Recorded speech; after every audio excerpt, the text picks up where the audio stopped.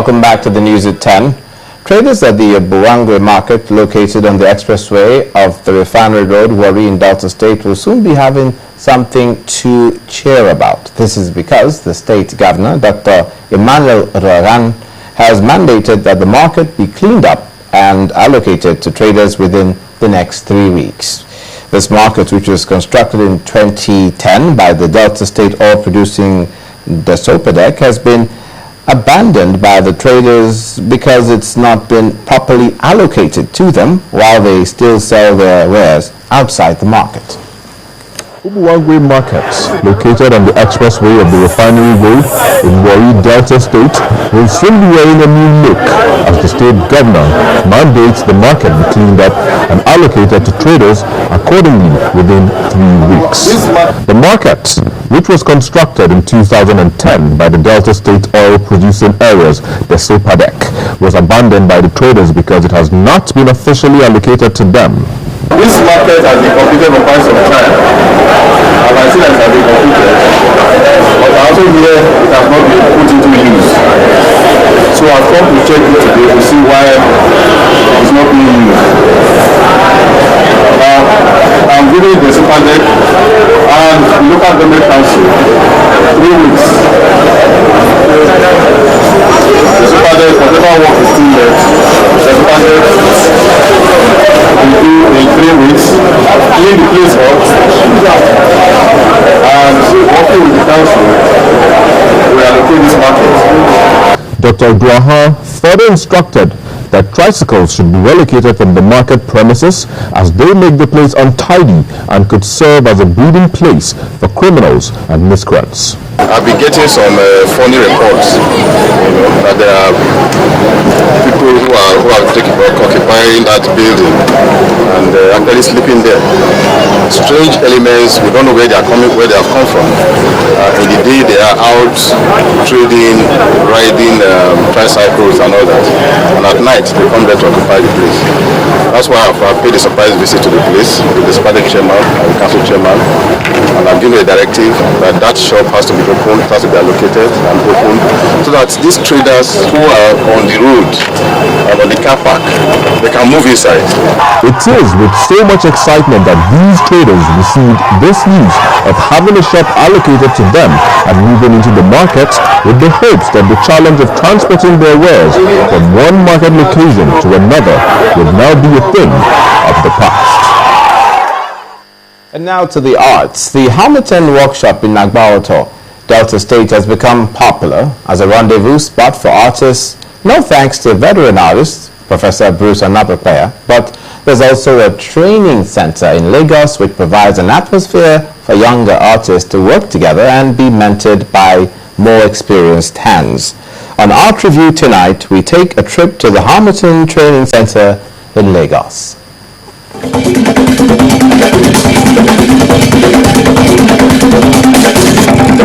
When you get tired of hearing your own name, then we'll change our story.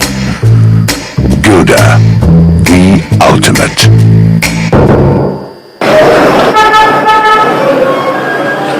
Just a few blocks away from Professor Bruce Anabrapea's house in Mushin, Lagos, stands this Hamilton Workshop Gallery, which is like a diamond in the rough.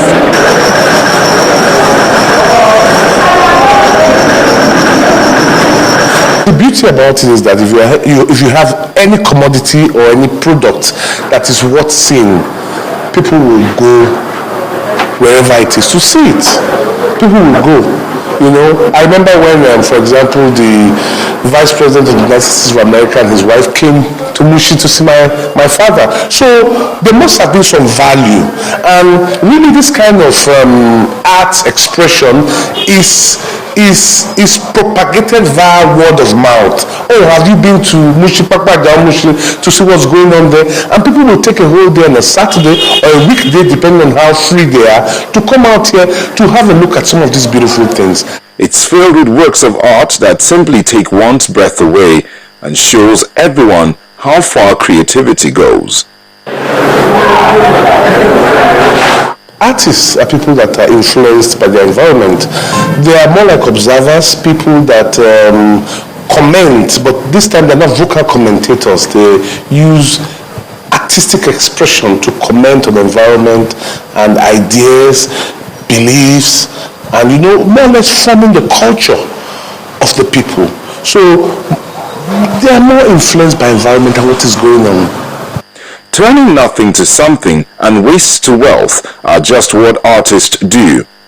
Everyday scraps and metals are turned into art, and if these walls could talk, they would speak about what had to give way to make room for these new occupants.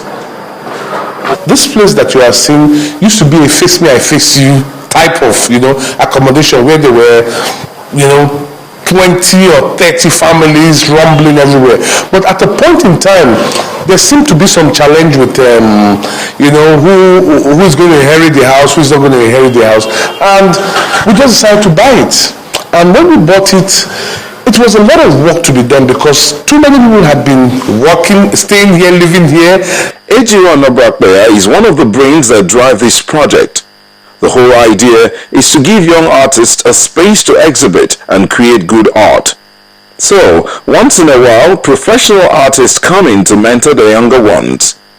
He invites a group of already established artists from all over the world, and they come in different aspects. Some will mentor in sculpting, some will mentor in printmaking, some will mentor in life drawing, some will mentor in painting. And so there's more like facilitators in different areas. So the students will pick and choose an area of interest, and that is where his expression will lie from.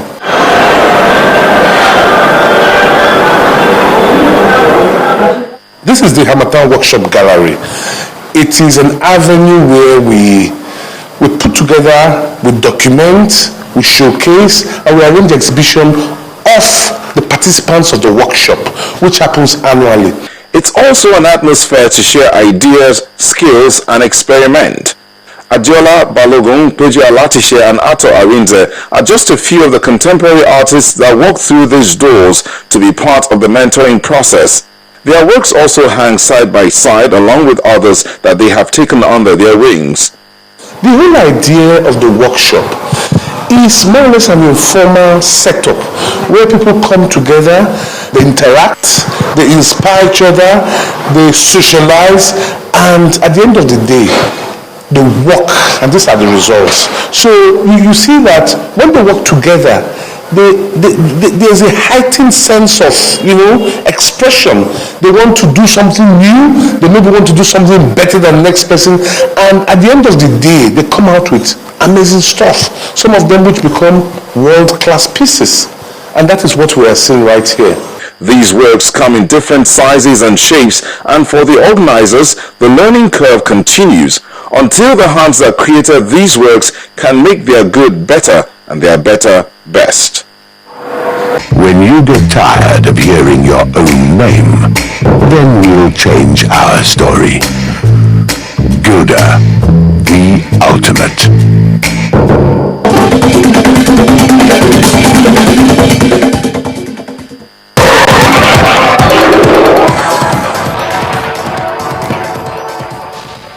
We turn our attention to sports news ahead of the March the 5th international friendly against Mexico. The Super Eagles home-based players have departed for the United States.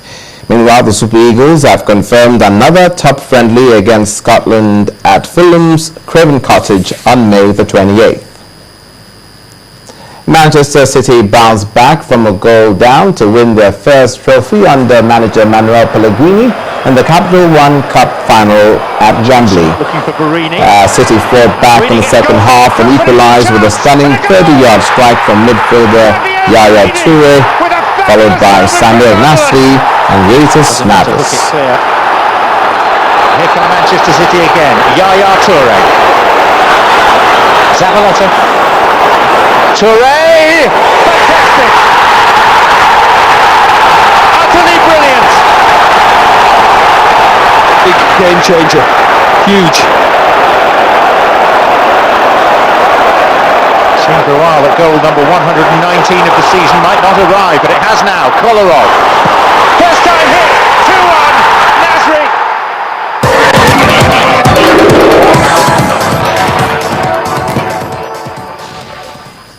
Away from sports to the foreign scene, where Ukraine's troubled government goes into further crisis as the country's newly appointed naval head has announced his allegiance to the Crimea region.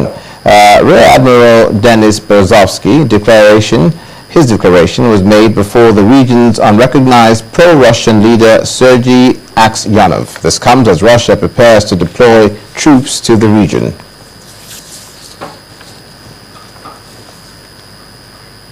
And the main news again.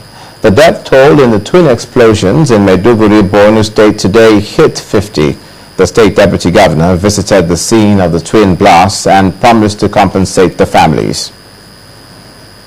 And Channels Television maintains its broadcast dominance, wins Best Television Station in Africa. Channels Television had also won Best Television Station in Nigeria for the 8th time. Thank you so much for watching the news at 10. That's it. I'm Olumide Nikoli. From all of us here, have a good night and a great week ahead.